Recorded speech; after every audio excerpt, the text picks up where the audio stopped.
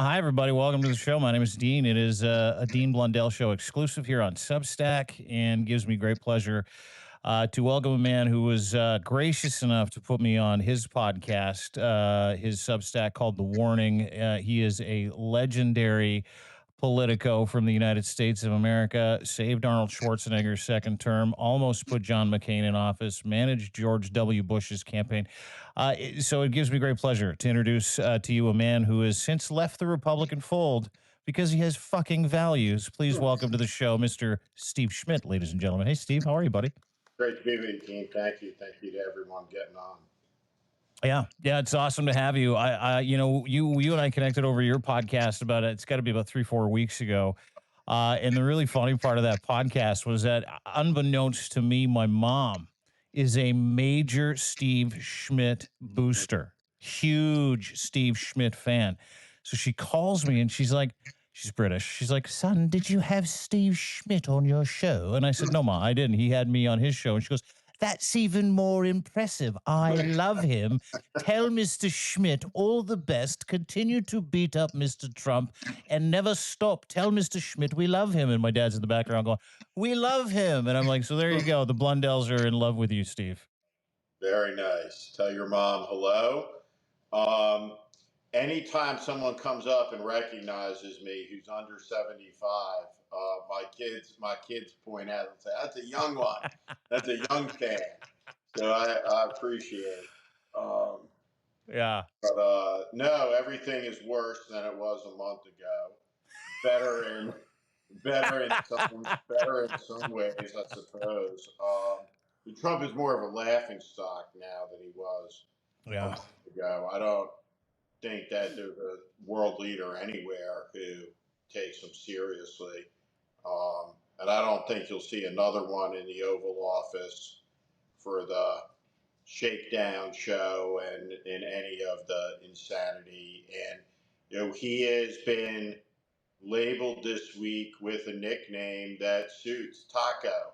Trump always chickens out, and it's so perfectly banal and stupid and lowbrow and pedestrian. He's been finally nicknamed after a pedestrian Mexican street food that's sloppy, right? It stains you a little bit when you pick one up, tough to eat. It's sloppy like him. Yeah, Yeah, yeah, yeah, yeah. perfect. Yeah. Perfect. Yeah, let's get right into it and talk about it, because he was certainly upset the other day when that hero reporter was like, "Hey, just a quick question. The Financial Times calls you the taco president, says you do taco trade. Trump always chickens out." And he gets into it and he does one of these. That's a nasty question. That's a nasty question from a nasty woman. Don't you ever ask me that question again. And he tried so hard. He was like biting his tongue, trying not to come out of his shoes, because you don't embarrass Trump. If you remember, in his last term, someone said something, asked him a question, and he looked at him. He goes, "You'll never ask me that question again. I'm the president of the United States." I mean, that is like, to me, that was like, hey, dude, you could pierce this guy's ego legitimately with a thumbtack at this point. He's that soft. The underbelly of this guy, going back to the actual acronym of Taco Trader, Taco Trump, is absolutely perfect, because he's an absolute chicken when it comes down to it. This was this was partly uh, the MO of the Lincoln Project in 2020 when I ran it, when I conceived it, and it was that this man has the thinnest ego of any person on the planet. The truest thing I think I've ever said on television was, "There's no flower in all the world more delicate than the male ego, and there is no petal, no bloom more fragile than the Trump petal." And that's what you see. He's a titanic narcissist. He's easy to provoke. He's easy to incite. And the question that the reporter, CNBC reporter, asked, fair question, legitimate question. She's a business reporter, and this is reality, which is that the traders on Wall Street are attuned now to making money on a pattern that doesn't take a genius to figure out. He goes out like a barroom bully and he makes a pronouncement, he makes a decree. And the boy who cried wolf, there's 100 different allegories in every culture trying to make this point since the beginning of time, passed through the eons, right, about people like this. And so he goes out and he bloviates, and it's all bullshit. It's all bluster. There's no plan. It's completely incoherent.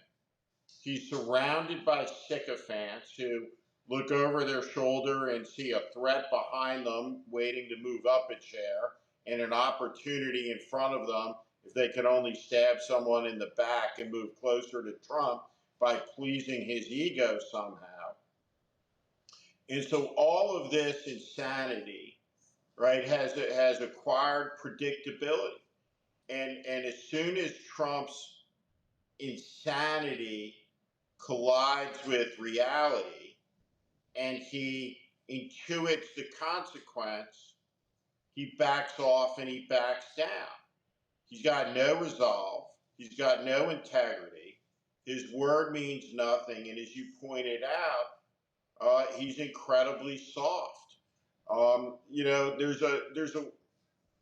There's a word that's been eliminated from the vocabulary, unfortunately, in these recent years. It's a crude word, but it's a necessary word. Starts with a P. Particularly with young men, it starts with P, and there's no replacement in the culture. And the word is pussy. Mm-hmm. And I don't mean to offend anybody, but somewhere over the last 7 years, the opposition political party became a language police party, right? You can say this phrase or not this one. You can't say you want to reform the police. You have to say you want to abolish the police. And so, right, but this word, right, every value, everything that you want your son not to be, but every dad who's listening, every mom with a son, you want your son to have integrity, guts, quality, character. My son got an award at his high school graduation that was a recognition of character. I've never been so proud. It was somebody who combined athletic and academic excellence, but the key was that he was a friend to all, right? He was a leader. And this dad, incredibly proud of that. And he's oppositional in his composition to Trump, right? And so the whole idea of what a man is, right? Andrew Tate, this guy's a deranged animal, right? More rape allegations now in the UK, and this is what the Trump White House is doing: is importing this imbecile, this rapist, this alleged rapist, into the United States. Look, he is the antithesis of every quality of character and toughness that they could conceivably imagine. And he is weak. And there has to be a way, right, for people to understand that communicating to young men in a language they understand, how real people talk in real life, right, dispensing with all this Latinx crap. I don't know where it comes from, to be honest with you. That Trump is what he is. And what he is he's soft. He's impotent. He's weak. He's a laughingstock. And that's so important to drive into the culture over these next 2 years while he does this damage. And for people to understand, not to be afraid of him, not to fear him, as he is more and more cornered. Yeah. Excellent sentiment too. I mean, and I think it comes out in pretty much everything that he says and everything that he does. And it also comes out in every single legal challenge. And it came out yesterday out of Marco Rubio's mouth, strangely enough. The idea that you cannot have anything that the Trump administration deems unlawful on your social media if you are coming into the United States. And it was really centered around any anti-Israel, anti-Netanyahu sentiment. And I want your thoughts on it because, we talk about the world's softest administration. I don't call these jackoffs an administration. I call them a regime. They're legitimately There are regimes. a regime. They're a regime of authoritarians, a regime of yes men, to your point, sycophants, losers, wussies, babies. And they're all criminals, which I want to get to in just a second as well. They all have some kind of criminal aspect. Maybe they've been charged with something. We know Trump's been charged with and convicted of 34 felony crimes. We know he's an adjudicated rapist. We know he's going around giving people pardons that are in jail for long periods of time. But we'll get to that in just a minute. But I want to speak to the how soft Marco Rubio was the other day when he said, "Hey, listen, if you're coming into this country, we're going to now start checking your phones and social media in the most free speech country in the world. And if you said anything that was antithetical to the hopes and dreams of a relationship the United States has with Mr. Netanyahu, not only are we not allowing you in the country, we will detain some of you if it's bad." And I thought that was maybe one of the softest. I mean, it comes across as hard ass like everything else these guys do. But all evilness, all meanness is born from weakness, Steve, right? So a couple of years ago, I had a big Twitter exchange with Marco Rubio and Ted Cruz, and the point that I made was that Marco Rubio's origin story, that he was the child of these poor Cubans who fled the Castro regime, was all untrue, was made up. He was the child of Cuban economic immigrants who fled the Batista regime in 1956, 3 years before Castro took over. And the point I made was that if Castro were around and Marco was around in Cuba in 1959, he would not have been on a boat to Miami. He would have been a young, ambitious aide around Castro, carrying his raincoat, carrying his umbrella, carrying his briefcase. Ted Cruz went nuts, but it's true. I rest my case. Marco Rubio objectively has discarded every principle so he can ride around on the blue and white jet, and he is a reprehensible figure, an ignominious one. History will judge him harshly, and he will live the rest of his life in shame. And he will be held to account for the crimes, for the breaking of the law, that he is involved in every day. In the United States of America, we celebrate free speech. And the idea that you won't be admitted to the country because you were critical of the Israeli prime minister, when there are a lot of members of the Israeli prime minister's cabinet who were critical of the Israeli prime minister, is an extraordinary act of corruption. And it's also un-American. And I think it's very important for people to understand something, which is that makes the United States extraordinary in this regard, and it's the power of the First Amendment. In the late 1970s, Governor Pritzker has talked about this. The Nazi Party decided to march in Skokie, Illinois. And Skokie, Illinois had the highest per capita population of Holocaust survivors anywhere in the United States. So the Nazi Party was going to march down Main Street, Skokie, terrorize the population in the late 1970s. And the right of the Nazis to do that was defended in federal court by a Jewish lawyer with the ACLU. And in the end, the Nazis moved their parade, and they did it in Chicago. And as the governor pointed out, there were many more protesters than Nazis. And the answer over and over again to terrible speech, hate speech, is not restrictions on it. It's confrontation of it, of the idea. And so when you see right now what Marco Rubio, Kristi Noem, what all of these people are doing, they're abusing power. They're asserting powers illegitimately and unlawfully over and over again. They've been rebuked by the courts. But more than that, what they are trying to do is create a culture of fear around their use of power that is the equivalent of taking out a sharp knife and stabbing yourself in the leg with it, shooting yourself in the foot.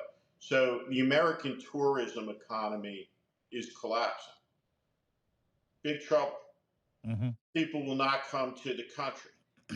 And so all of the effects of the things that Trump has done thus far have not yet landed, right? It's coming. The projectile is in the air. It's in flight. It hasn't exploded yet, but it will. And so you're seeing right now prices are rising, job market is getting tight. There's uncertainty and chaos everywhere.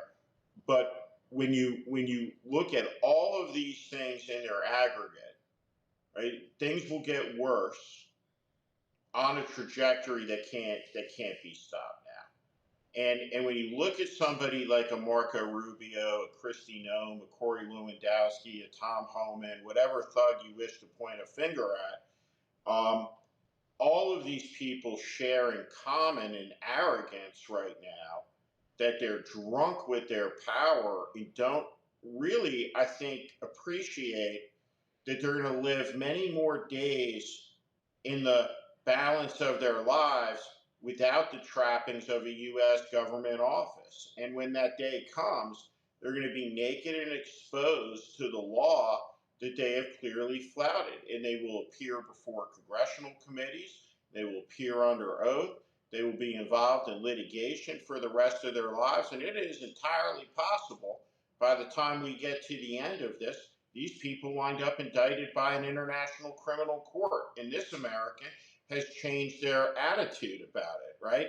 So I've always resisted the jurisdiction of the International Criminal Court against American government officials, but I'm open to a reappraisal as you look at the manifest abuses that are coming down the pike, for sure. You know, I love that you're open to a reappraisal of the International Criminal Court's ability to suck people out of the United States who've committed international crimes. It's happening every day, all day long. It's happening to people, sending them to CCOT, American citizens that are being sent to CCOT or sent to different countries around the world against their will with no due process or habeas corpus, which, by the way, Kristi Noem, you talk about being soft, also completely fucking stupid. When she was asked about what habeas corpus meant in a Senate hearing, she said, "Isn't that the president's ability to do whatever he wants, effectively?" And she was laughed at. Marco Rubio, he's been laughed at. This entire administration, regime continues to get laughed at. And the biggest laugh that I had was 2 days ago. When USCIT, the United States Court of International Trade, plus another completely separate court in D.C., said, okay, Trump, you need to vacate these tariffs. And Donald Trump, knowing full well he's spent 4 months pumping, dumping, insider trading, and his entire regime's been doing the same thing, filed an appeal yesterday. He was granted a stay of these tariffs. And it's like, and it's the Roy Cohn school of attack, attack, attack, don't give any quarter. And the entire administration seems to have taken it on, even though the emperor has no clothes. We know people in his cabinet are woefully unqualified to do the job that they're doing right now. And they're all legitimately committing brazen fucking crimes. And I come from that time, and Obama said it in a speech a couple of years ago, where he's like, I come from a time where we're like, I lie, and you're like, oh, you got me, right? You got me. But the entire the entire regime has done Kruger to the point where they're so pot committed they can't stop criming. The criming has to continue, Steve. There is no precedent for it. There's no comparable point. Um, you can read about some of the excesses in the Third Reich around Hermann Goering, in particular, who was this figure who would rouge his lips and hold parties dressed in a toga. The excess, the private clubs, And so people get very exercised about all of this stuff. And you and I privately, we've talked about stoicism and the role that it plays in our lives. It's either so one of two things will happen. It's either these people are right, and they are pioneers of sorts, and they basically said that all of the laws and rules and regulations and wars and traditions and normalcy in a democratic society, 352 million people, fuck it, right? We're going to take whatever we want, do whatever we want. Trump is king. He told us we could do it. Trump is going to pardon us, and we can do whatever we want, right? So it's either that, or they're drunk on power and completely delusional. And I'm going with that. That's what I believe.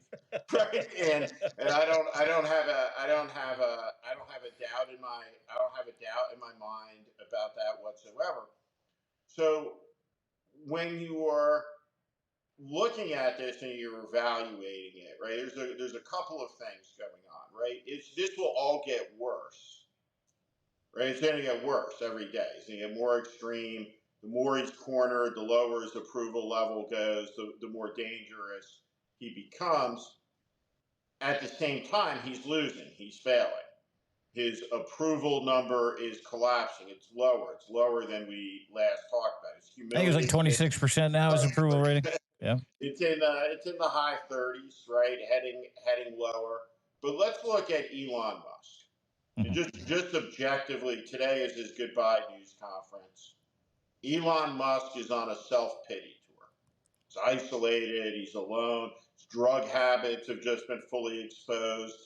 In a story I was just reading moments before we came out, how addled he is, how chaotic he is, how mentally ill he is.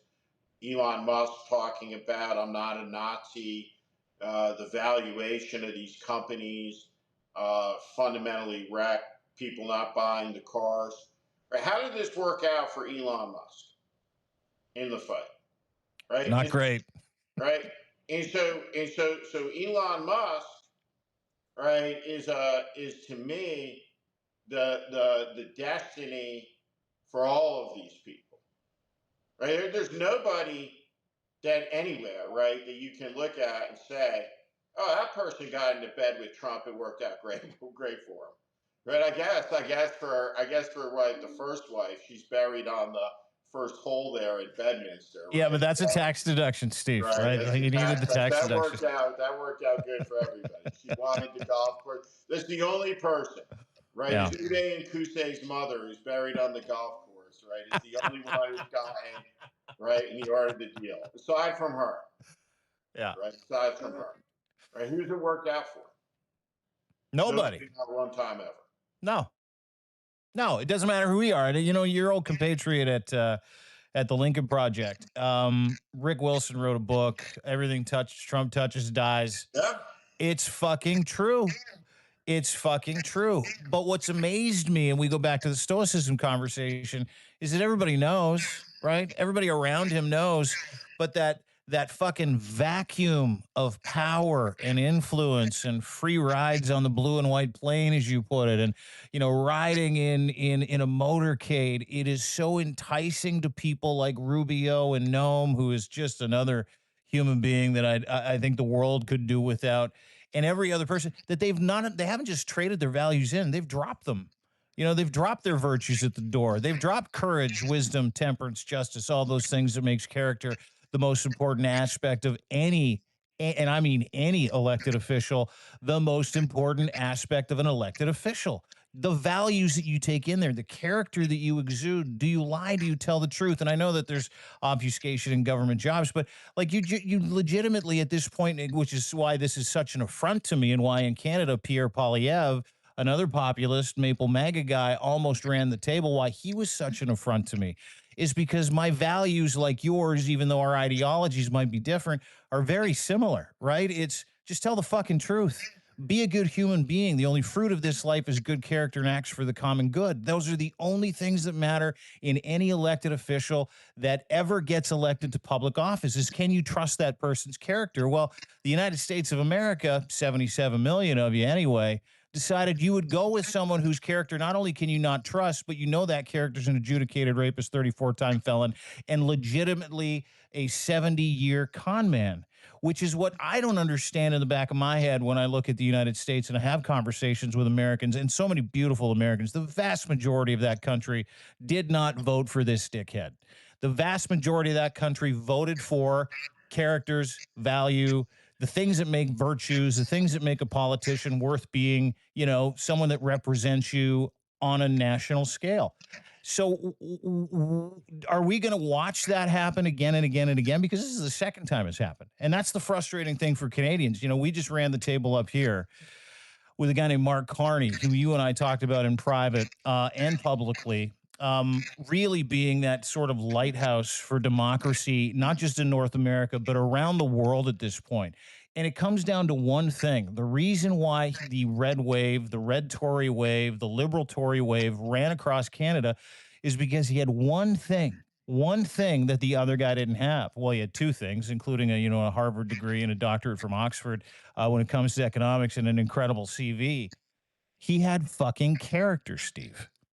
Yeah, I think Mark Carney, as you know, I'm a huge fan, and I think that, and it's crazy to say things like this because of the duration of Canadian history and the fact that he's been prime minister for less than 2 months. Little hot minute, yeah. But Mark Carney is aligned to be a very significant historical figure for a lot of different reasons, and I think he almost singularly, instinctively understands how to handle Trump, and it would be terrific if Mark Carney was the leader, or he had a twin brother who was an American or sister, right, who had the same sensibility, was leading the United States Senate, and so it is an astonishing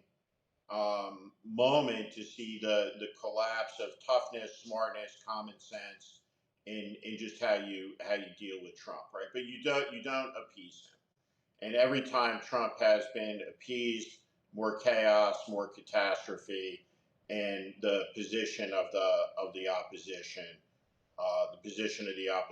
deteriorates. What I could say about it is that Donald Trump requires confrontation. And when Donald Trump feels pushback, Donald Trump walks away. And so there's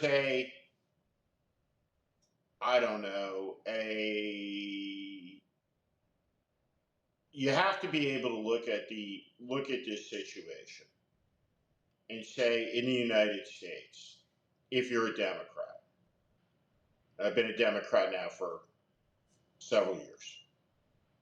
Okay. We've lost 2 elections to Donald Trump. Okay, I've been involved in 2 presidential elections at the highest level. Won one, lost one. The election I lost, that I was involved in, we lost to Barack Obama. I understand why we lost to Barack Obama. He was a generationally talented political candidate, right? A world historic figure.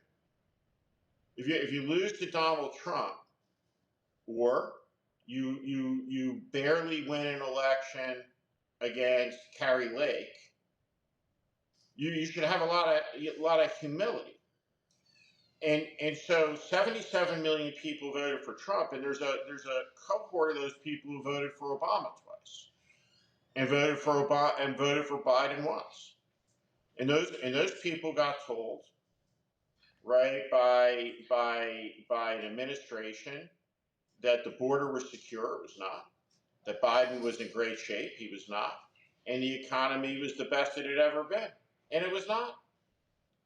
And every time someone said that, well, those things aren't so, there was someone in the media to shout them down, some Democratic leader. The truth about what happened, omitted from the Jay Tapper account, is from the moment of the Biden presidency start, the rationale for the ability to break the promise about running and serving one term was this notion that only Joe Biden can defeat Donald Trump. And by the way, Joe Biden is FDR, which started 100 days in. And so after 4 years of gaslighting and judgment, where the leaders of the Democratic Party say we're the good party and they're the bad party, the American people looked at it and said, well, you're both the full of shit party. He's a disgusting pig, but at least he's transparent about it.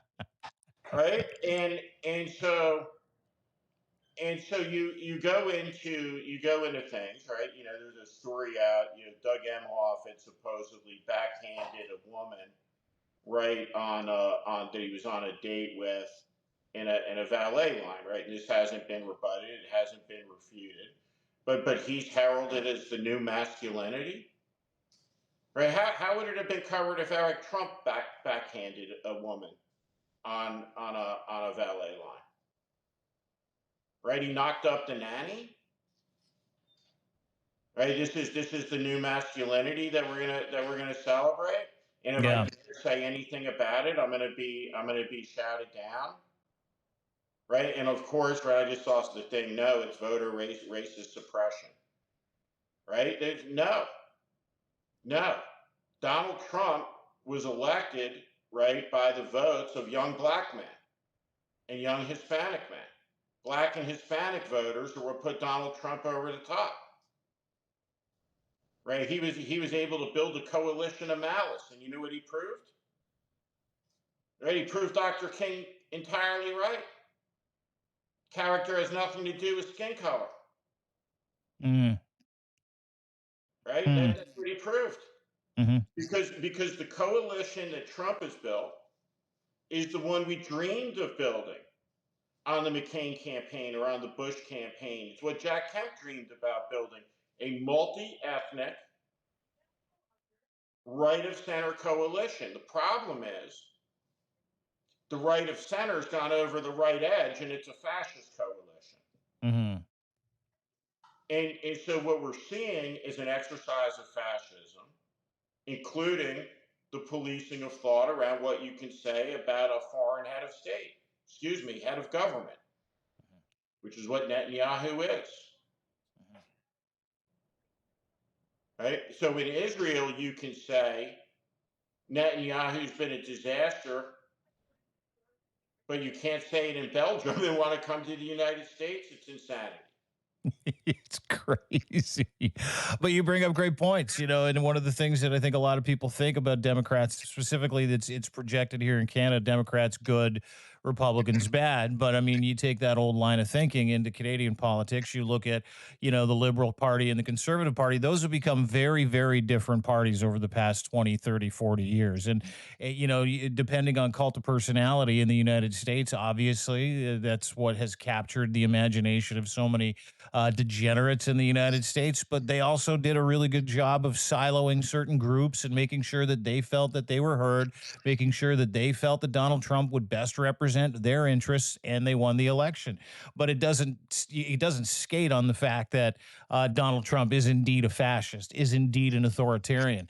And if you had your eyes open prior to the election, you knew that, right? Like in Canada, we got like a front row view of what it was going to be like to have a populist like Donald Trump run this beautiful country of ours, and we soundly rejected him in 2 months. Pierre Poilievre lost 150 seats.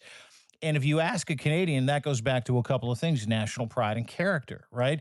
And what I watched Donald Trump also do, which, is a very opposite kind of result here in Canada, he demeaned the United States for 3, 4 months leading up to the election. This place sucks. This place is broken. And the other candidate in Canada, the Maple Mega candidate, did the same thing, but he did it for 3 years. 3 years. And when we got that refreshing change of Mark Carney saying Canada's a beautiful place, It's not perfect, but it is the best example of democracy in the free world. The entire country rallied around that and decided that it didn't matter who the person was, what party they were from.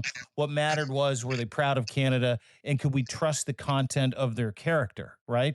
Donald Trump has done neither of those two things. He is not proud of his country. He's fleecing it. He's currently destroying it. And he told everybody that he would, number one. And on the other hand, he also told everybody America sucks. This place is awful. There's the only way that this place succeeds is if you make me the president of the United States.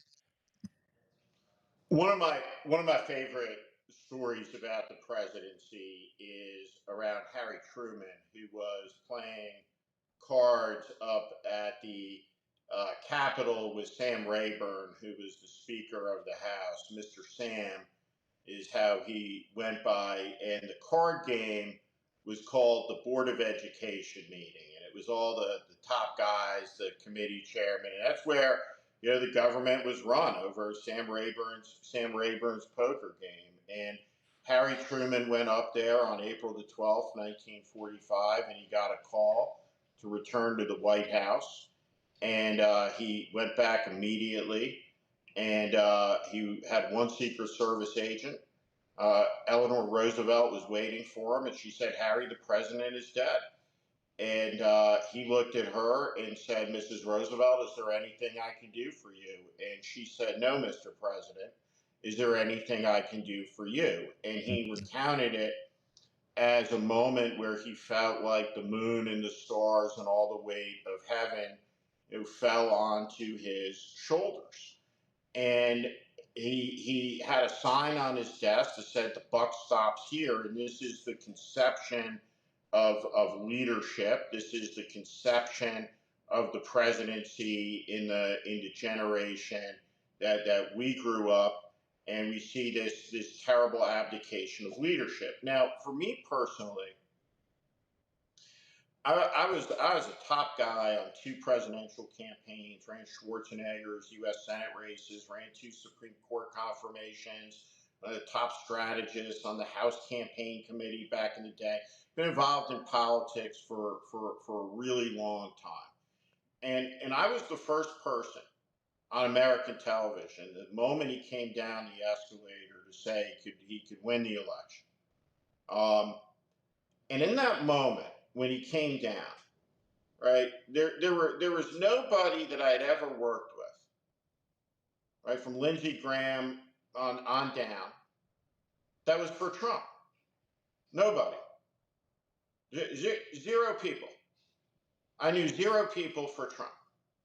So this is in 2015. It's 10 years later. And now the United States is governed by a fascist regime, a cult of personality, absolutely obedient to this man. And of every person I've ever known, that I've ever worked with, thousands of people, right? Think about for people that are on your that are listening, whether you're a teacher, you're a plumber, whatever it is you do, every person you have ever known who professed to believe in something, right? And you were in a business of belief, they didn't believe it, right? And they walked out on it. And so there's like five of us, right, out of an enormous number that have held this position. So then the question for the Democrats for these years watching this in horror, and they know all these people, right? You go talk to a Democratic member of Congress, or what is your Republican colleague who's a normal guy that you used to, or woman that you used to have dinner with, their spouses, and all of that, right? They know that it's all for show, right? They're afraid. Lisa Murkowski has said that. I'm a United States senator, but I'm afraid. Yeah. Right? I'm afraid of Trump, right? I'm afraid of all this. So what did the Democrats do? Well, they held out and they said this could never happen in the Democratic Party, until it happened in the Democratic Party on the question of Joe Biden's capacity, right, to run the race. And so people go and they say, "Well, move on." We really can't move on until you deal with the necessity for Democrats to realize, in order to engage the corruption, the pretend has to stop. Mm-hmm. Who was running the country?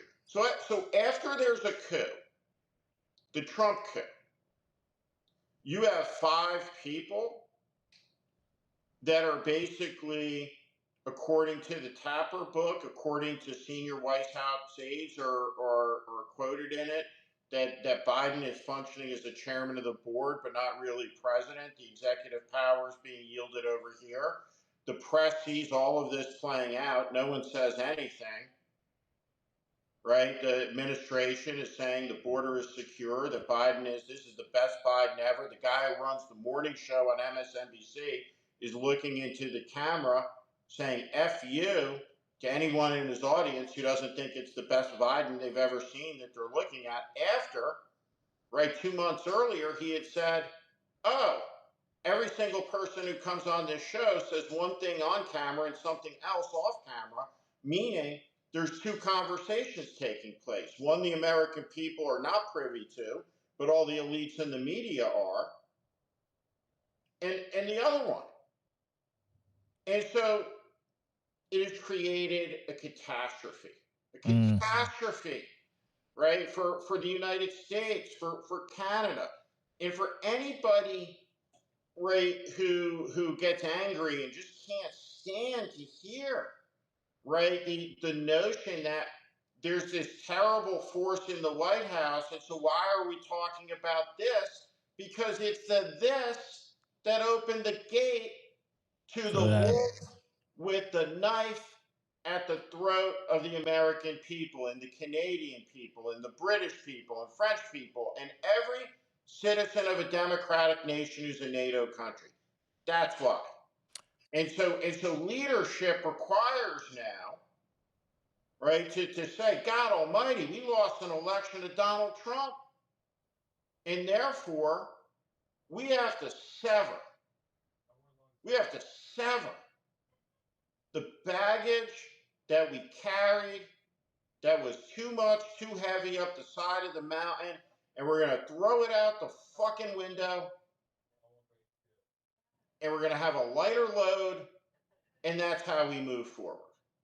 It is an urgent necessity, and it's the fundamental issue that's going to frame the Democratic debate as we move forward into these 2 election years. Steve, dropping it like it's hot, as they say, as Snoop Dogg says, drop it like it's hot. The Tapper book is about Biden's dementia and the cover up about Biden's dementia. Tapper's taking bullets big time. Like he is being excoriated by the extreme left, people on the left.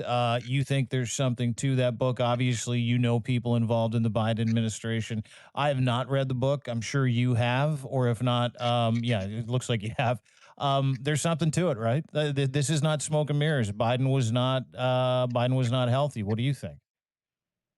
The book details the misconduct of 6 White House aides around Joe Biden and the extraordinary lack of judgment, right? And so there are 3 books that talk about this that are out now, and they will all be elements that historians use to guide as this story is covered over the next 50 years, right? You had a president in some sense like President Wilson, who was not functioning and was deluded, and Joe Biden was deeply manipulated. I mean, he was told over and over again that he could win when he was never ahead for a day in the polling. They didn't share the polling with him. It's awful what happened. Now, what Jake Tapper says is this was a conspiracy and a cover up in the White House, and I've uncovered it, and it's worse than Watergate, which I guess makes Tapper Woodward, which is bullshit. Because what everybody saw is what everybody saw. And a lot of the people in the country saw this and said every time this issue is raised, someone in the media shouts it down, someone in the administration, and they keep telling me that what I'm seeing with my own eyes is not real? Does it remind anybody of, say, I don't know, Sean Spicer saying that the crowd size, right, that's bigger is in fact smaller? And so Tapper's book is insane in the sense that if there is a cover up, Tapper was a party to the cover up. Right? The media refused to report it. Anytime anybody went out and said this, that, hey, he may not be able to do this, they were attacked, they were savaged. Where? In the media. By who? By people like Tapper. And so it is incredible to see a reporter really call himself Bob Woodward for uncovering something that was in plain sight, that he shouted down anybody who addressed it and ignored every piece of evidence that affirmed it and suggested it. And this is a cover-up. What the book does is it really details the deep corruption of the American corporate media. So when you think about Trump and the attention he was given through CNN, the town halls, think about the fight music, right, that CNN scores before the town hall, like it's a cheap knockoff Rocky. These were existential issues at stake. And so a lot of us who said, and wasn't a lot of us, but a lot of us who said, this is who this guy is, this is what's happened, right? That debate is over.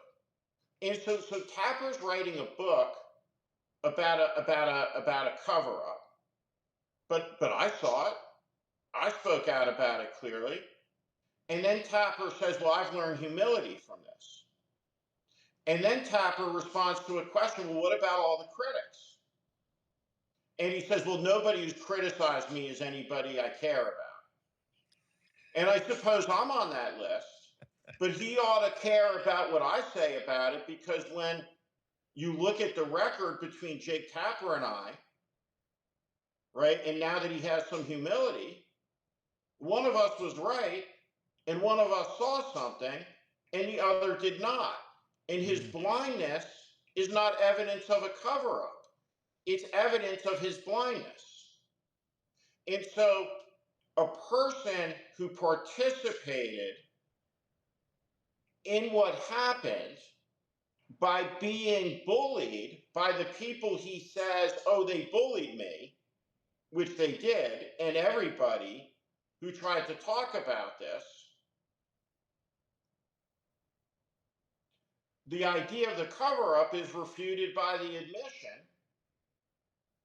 that they were really aggressive. What were they aggressive about? That you're talking about Biden liking vanilla ice cream when he's a chocolate guy? It was all about the same thing. It was about the age. So when Scarborough now says, hey, man, I don't know, I never saw Biden like that. You know, I saw him when he was good. And Jake Tapper says to Joe Scarborough, but was your meeting at noon? It was at noon, wasn't it, Joe? Oh, right. Yeah, no, they did it on purpose, right? So you saw the Best Biden. You were deceived as part of the conspiracy or the cover-up.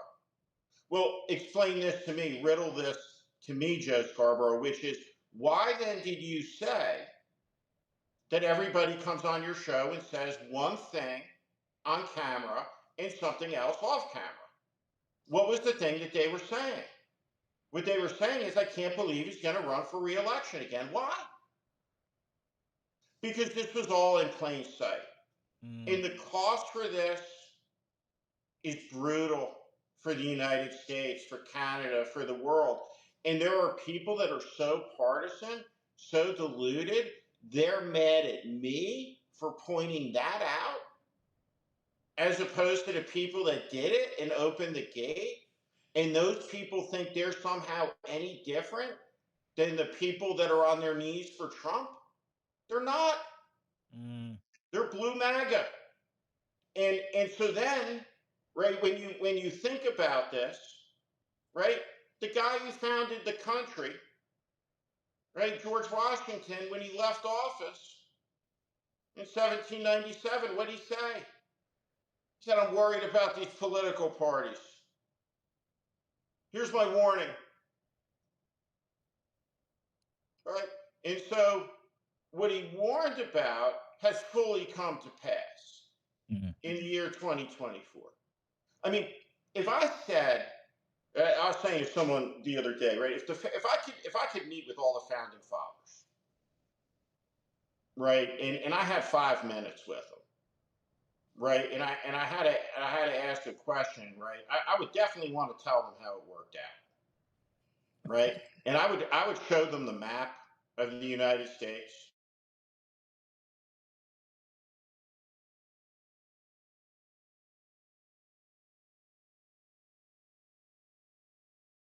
I would show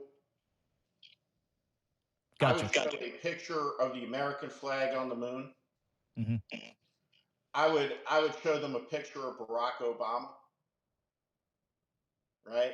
And I think that they would understand how those things happened. Those things weren't intended when they founded the country, right? But those things happened, and I think they'd understand how. But what I would say to them is, what do we do about the demagogue, right? Cleon, that's who you were worried about, the Athenian demagogue. He's here. Right. And so it took a long time for the parties to come into a cycle where they both met in some equilibrium of toxicity that opened the door to that, you know what? The system is so broken, so rotten, so corrupt. The American people said, we'll elect Trump, right, by a very, very small margin. And realizing that, appreciating that, meditating on that is of the utmost importance in understanding how to defeat it. Great warning. It is the title of your Substack. Steve Schmidt is my guest. He is a legendary Politico. He is an incredible Substack follow. Highly encourage everybody to go and follow Steve at his Substack, and go and subscribe to him, because he delivers this kind of dissertation on a daily basis. He lets you in to conversations and stories that kind of open up your mind and remove your bias, and that's what I love about talking to you. You know, you and I went for a cocktail a couple of weeks ago and sat down.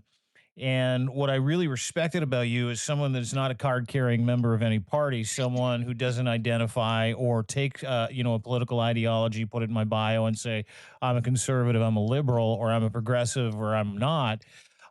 Is being able to look at things based on the merit of those things, and going through the wreckage of the Democratic Party, going through, talking about the opportunity that Jake Tapper had to opt to Jake Tapper himself.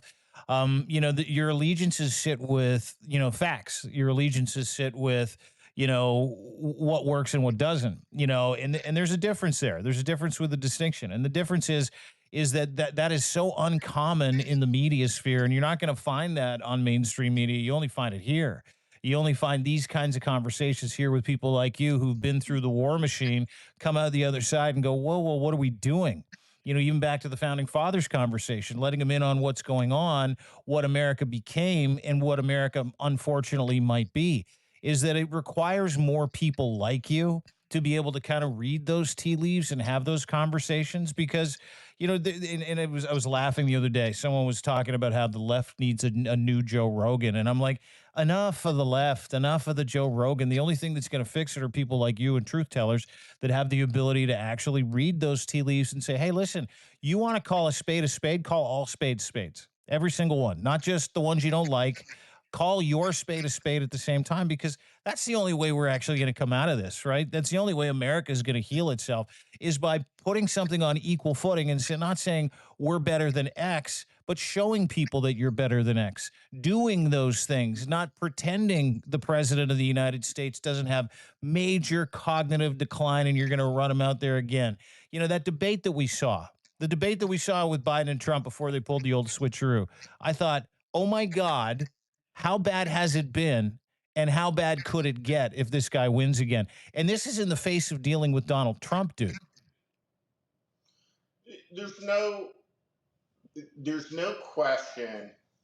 There's just like a fundamental strategic element of this, which is that in a contest between two dishonest choices, Yeah. the most dishonest choice always wins. nobody ever votes for the paler version of the same color. People like vivid examples. And so, in the end, Trump exceeds all scumbaggery by any comparative measure against any standard, any person for all time in the entire history of the country.